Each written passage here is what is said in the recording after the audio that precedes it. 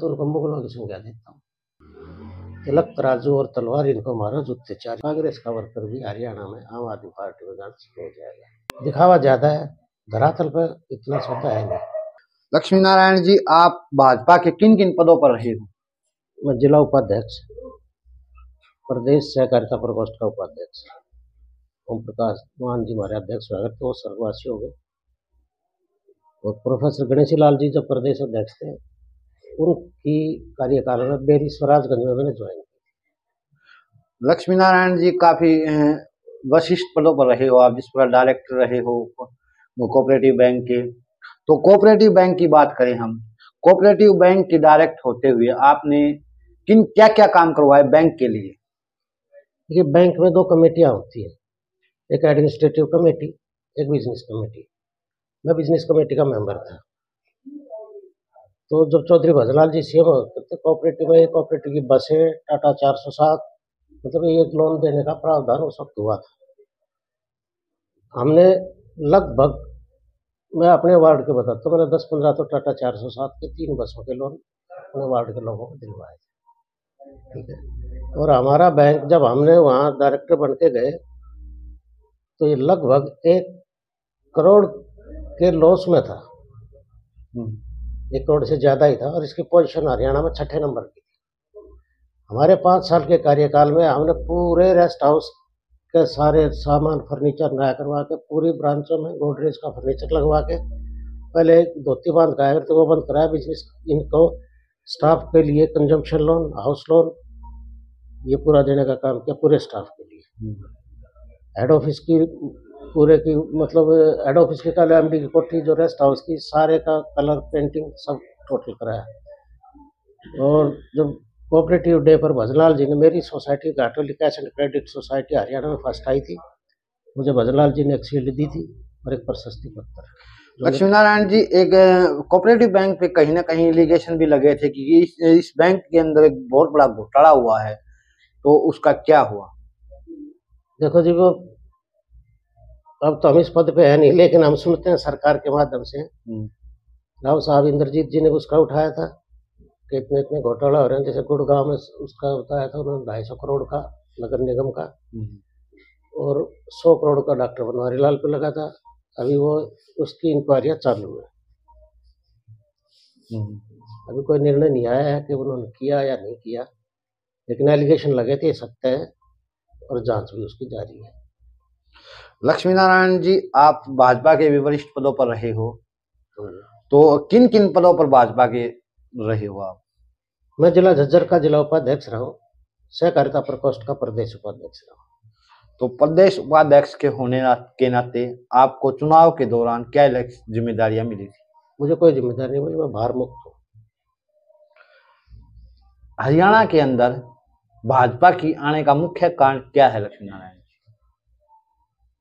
देखिए, जैसे सबको पता है 35-1 का करके, इसकी वजह से जो गैर जाट थे, मैं कड़े शब्द यूज करूंगा, और सीएम साहब के कारण ओबीसी, खट्टर साहब के साथ साथ पंजाबी, ये इनका ट्रांसफर होना वोटों का।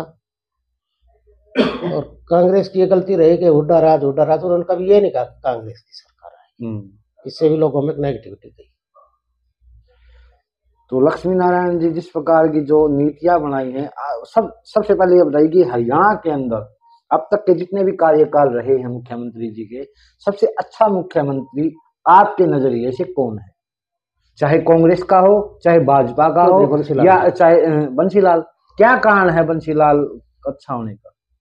1 नवंबर 1966 को जब हरियाणा बना, तो सबसे पहले तो बिजली का, सड़कों का, उस वक्त के पोजीशन को देखते हुए, मेरे पिताजी उस वक्त सरपंच हुआ थे जब एक ट्रांसफार्मर लगा था, और हमारे गांव में मतलब अप्रोच में पड़ता है, वहां तक भी सड़क बंसीलाल जी ने बनवा रखी। मतलब हर गांव में सड़क, और ये, और वो एक उनका जो मेन था, वो घनी मतलब सुनते भी नहीं थे किसी, करते अपने मन की मर्जी थी।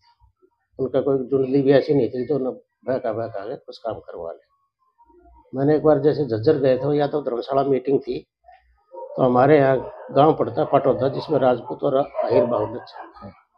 उन्होंने मेरे को एक एप्लीकेशन दी, भाई सीएम साहब तो ये मैंने चौधरी मनपुर सिंह को दे दी।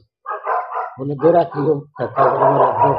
हमने बंसीलाल को कहा, मैंने कहा जी ये नहर की डिमांड है इनकी, और सारा एरिया जो है मतलब खारी पानी का है, बरानी पड़ा रहता है, इनकी फसलें कोई होती नहीं, बारिश होती है तो कोई होती है।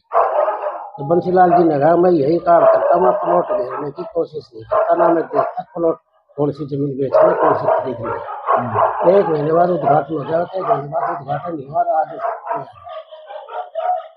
बंसीलाल जी की बात कर रहे हैं, उन्होंने एक दारू बंद की थी, तो उससे जनता कितनी खुश थी।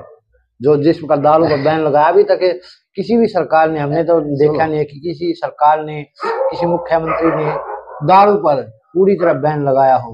तो बंसीलाल में भी वो चीज देखने को मिली थी। जब मैं तो हरियाणा विकास पार्टी का जिला रोहतक का युवा का जनरल सेक्रेटरी था, स्कीम अच्छी थी, महिलाओं को पसंद आई, लेकिन सब लोगों में जो है ना, जो पीने वाले, कहीं ना कहीं जीत का कारण भी वही था कि भी वही था, हार का कारण भी उनका वही।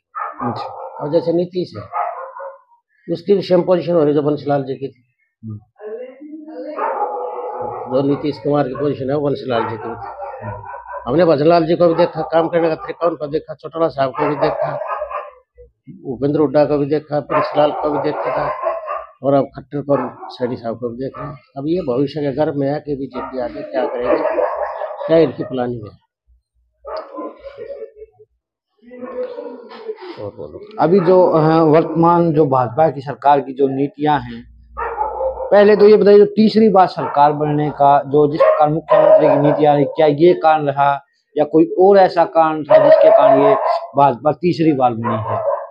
इसके 2 कारण है। तो कांग्रेस का अपना टकराव, जैसे शैलजा जी का, हुड्डा जी का, या रणदीप का, किरण का, ऐसी जो इनका आपस के मनमुटाव जो दूर रहे, उससे लोगों में नेगेटिविटी गई। और कुछ ये जो 35 का नारा लगाया सीएम साहब ओबीसी होने के नाते, मतलब वो वोट का ट्रांसफर हुआ, ओबीसी का, दलितों का वोट ट्रांसफर हुआ इसके शैलजा जी के नाराज होने से, कुछ भीतर घात भी हुए।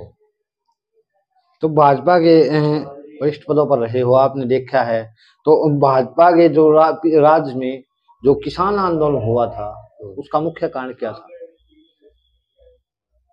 मुख्य कारण तो ये था, ये कहते हैं कि हमने जो एमएसपी है उससे ज़्यादा भाव दे रहे हैं। हाँ दे रहे भाई, हमें तो लगता नहीं। मत मंडी में, दोनों मंडी मेरे साथियों की दुकानें भी हैं, उनके पास भी बैठता हूँ, कोई मंडी में खरीदारी नहीं हो रही। अभी उकलाना पुकलाना के पीछे वीडियो देखता रहता हूँ, कल यूट्यूब पे 15-15 दिन धान पड़े रहे। दिखावा ज़्यादा है, धरातल पे इतना सौदा है नहीं, चमचागिरी करने का अपना स्वभाव नहीं। अभी तीसरी बार फिर से सरकार बनी है और मुख्यमंत्री ने कहा है कि जो हमारे कार्यकर्ता हैं उनको तजबो दी जाएगी, संबंधित विभाग में कोई भी जा सकता है। तो अभी मुख्यमंत्री ने कहा है कि जो हमारा जो भी कार्यकर्ता है, चाहे वो छोटे से छोटा कार्यकर्ता हो या कोई पदाधिकारी हो, अगर वो संबंधित विभाग में जाता है तो उसके जो कामों को लेकर आता है उस पर गौर किया जाए विभाग के द्वारा, और तुरंत उसका प्रभाव से वो काम करे जाए। तो अभी आप लोग कितने संतुष्ट हो? देखो, वर्तमान में मैं भाजपा में नहीं हूँ, मैं किसी पार्टी में नहीं हूँ, और जो इन्होंने कहा है तो अच्छी बात है। कार्यकर्ता का तो सम्मान तो होना चाहिए, जो सारी उम्र दरी बिछाता है, चाय पिलाता है, झाड़ू काट धर्मशाला में, फिर दरी बिछा होगा, फिर भूखा पड़ेगा इनका, अगर उसका सम्मान नहीं हो तो क्यों करेगा। तो ऐसे ऐसे भी लोग हैं जो एक थैली दे देते हैं, हमारे 10 लाख की दे दी, वो अपना काम निकलवा के चुप। दरी बिछाने वाले का क्या फायदा, उसको सम्मान चाहिए, सम्मान ही नहीं मिलेगा तो कौन दरी बिछाएगा भाई। ये भाई कार्यकर्ता का तो चौटाला साहब भी खूब करा करते सम्मान, मैंने अपने आंखों से देखा है। चौटाला साहब का कार्यकाल कैसा था? चौटाला साहब का कार्यकाल भी ठीक था, सरकार आपके द्वार ग्रामीण क्षेत्रों में जाकर सरकार आपके द्वार जाके काम भी करती थी, और उसके भी कुछ थे चमचे लोग जो खराब कर गए, अब नाम किस चीज का बताऊं। तो कहीं ना कहीं उनकी आपसी फूट है। लेकिन चौटाला के साहब के कार्यकर्ताओं के बारे में तो कहा जाता है कि जो इनके जो कार्यकर्ता हैं वो इतने निष्ठावान हैं और भी हैं, और पक्के हैं कि कोई गवर्नमेंट आओ कोई जाओ, लेकिन इनेलो पार्टी के कार्यकर्ता कभी नहीं टूटता। क्या वो बात सत्य है? भाई ऐसे ऐसे भी फुटे हैं जिनको विदेश यात्रा 6 मतलब 6 घंटे में पासपोर्ट बना चौटाला साहब लेके, वो कहाँ है अब? जिनको भाई यार 6 घंटे में पासपोर्ट बनवा कर बेरी से जल से में से ले जाकर उसको 17 देश घुमा दिए, बस वो कहाँ है? वो कांग्रेस में है। ऐसा लोग भी देखो, हर एक आदमी तो मैं कह नहीं सकता, लेकिन जो स्वार्थी लोग होते हैं किसी भी पार्टी में, वो तो देसी भाषा में कहते हैं जहाँ दिखी तवा अपराध वहाँ गए सारी रात। वो वहाँ जाते हैं। मैं किस चीज़ के नाम लूँ? बहुत लोगों को मैंने पहले भी बता दिए और कैमरे में बता दिए। आम आदमी पार्टी का कोई अभी वजूद है इस इलेक्शन के बाद या नहीं है, और क्या आम आदमी उभरने वाली है या नहीं? देखो जी, अपने अपने आकलन होते हैं, अपनी अपनी सोच होती है। दिल्ली में पूरा कांग्रेस का वोट आम आदमी को ट्रांसफर हुआ, पंजाब में हुआ। मुझे लगता है कि थोड़े दिनों बाद कांग्रेस का वर्कर भी हरियाणा में आम आदमी पार्टी में जाना शुरू हो जाएगा। ये भविष्य नहीं दिखेगा ना। मतलब आप कहना चाह रहे हो कांग्रेस का वोट आम आदमी पार्टी में तब्दील होने वाला है? बिल्कुल ट्रांसफर होगा हरियाणा के अंदर। पहले तो ये बताइए, मायावती का जो राज है वो किस प्रकार का होता है? क्या मतलब जो जिस प्रकार बताया जाए कि दलित को ऊंचा उठाने का, किस प्रकार की नीतियां हैं मायावती की पार्टी की? देखो, मायावती जी को मैं बदायूं गया था शरद यादव को चंदा देने। वहां से मैं रामविलास पासवान को चंदा देने गया बिजनौर। पासवान जी ग्राउंड में, मतलब वहाँ मौके ऑफिस में नहीं थे, वो अपने क्षेत्र में गए हुए थे। तो उससे कोई 1 आधा किलोमीटर माइक वाइक की आवाज़ आ रही थी। हम वहाँ गए तो मायावती का हमने भाषण वहाँ सुना था। तिलक तराजू और तलवार इनको मारो जूते चार, ये मैंने बिजनौर में सुना था। तो अब आप अंदाजा लगा रहे उसकी विचारधारा कैसी हो सकती है समाज में। मैं तो इसको विघटनकारी नहीं थी।